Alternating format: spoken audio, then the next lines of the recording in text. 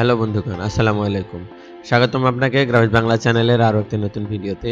তো বন্ধুরা, স্ক্রিনে যে ভিডিওটি দেখলেন সেটা মোবাইলের মাধ্যমে খুব সহজে এডিটিং করতে পারবেন। তো এর জন্য আপনাদেরকে প্লে স্টোর থেকে KineMaster নামে একটা অ্যাপ্লিকেশন ইনস্টল করে নিতে হবে, অথবা ডিসক্রিপশন বক্সে লিংক দেওয়া থাকবে, সেখান থেকে ইনস্টল করতে পারবেন। তো তারপর এখান থেকে KineMaster ওপেন করে নেবেন।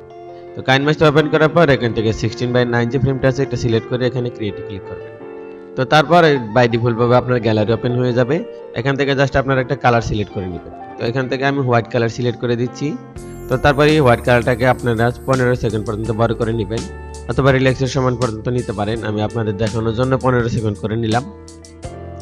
ওকে। তো তারপর এখানে যে ম্যাটেরিয়ালগুলো ব্যবহার করব সেটা ডাউনলোড লিংক ভিডিও ডেসক্রিপশন বক্সে পেয়ে যাবেন, সেখান থেকে ডাউনলোড করে নেবেন। তো এখান থেকে ম্যাটেরিয়াল অ্যাড করার জন্য জাস্ট এখানে লেয়ার অপশনে ক্লিক করে মিডিয়াতে ক্লিক করবেন, তারপর ডাউনলোড ফোল্ডারে চলে যাবেন। তো প্রথমে এই কালারটাকে আপনারা সেট করে দিবেন। তো কালারটাকে সেট করার পর এখান থেকে একটু নিচে চলে আসলে এখানে স্প্লাইড স্ক্রিনে ক্লিক করে এটাকে ফুল স্ক্রিন করে দিন। ওকে। তো তারপর এখন যে ছবিটা ব্যবহার করব সেটা ব্যাকগ্রাউন্ড রিমুভ করে নিব। তো কিভাবে ব্যাকগ্রাউন্ড রিমুভ করবেন সেটা টিউটোরিয়াল ভিডিও ডেসক্রিপশন বক্সে ভিডিও দেওয়া থাকবে, সেটা দেখে আসতে পারেন।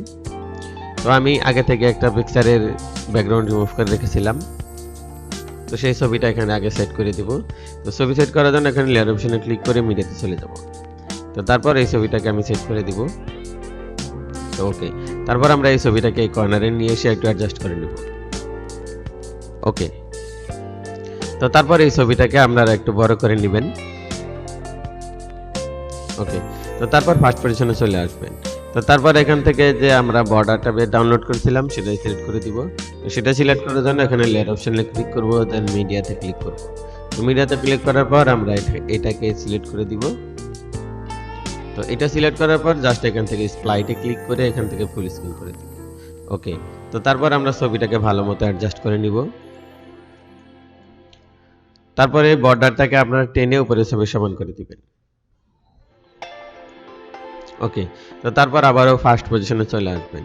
তো ফার্স্ট পজিশনে আসার পর এখান থেকে যে গানের লিরিক্সটা সেট ডাউনলোড করেছিলাম সেটা সেট করে দেব। তো সেটা সেট করার জন্য আবার লেয়ার অপশনে ক্লিক করে মিডিয়াতে চলে যাব, দেন ডাউনলোড ফোল্ডারে চলে আসব। এখান থেকে আমরা রিলিক্সটাকে সেট করে দিব। ওকে। তো রিলিক্স সেট করার পর আপনারা এই বিন্দুটাকে ধরে একটু অ্যাডজাস্ট করে নেবেন, দেন এটাকে একটু আগে বাড়িয়ে দিলে আপনারা এখানে রিলিক্সের ডেমো পেয়ে যাবেন।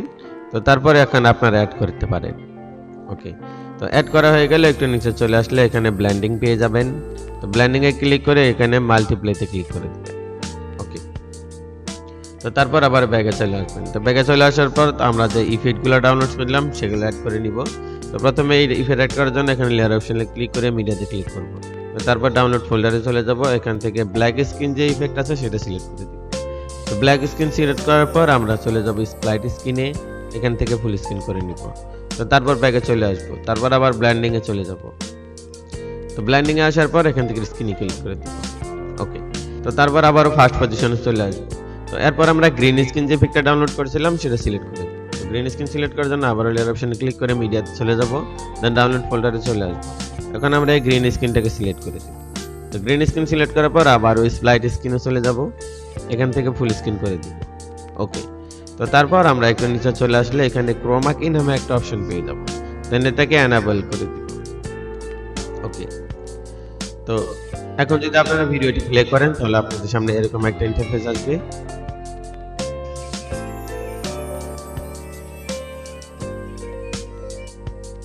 তো বন্ধুরা, এই ছিল আজকে টিউটোরিয়াল। ভিডিওটি যদি ভালো লাগে একটা লাইক দিবেন, কমেন্ট করে জানাবেন কেমন হয়েছে।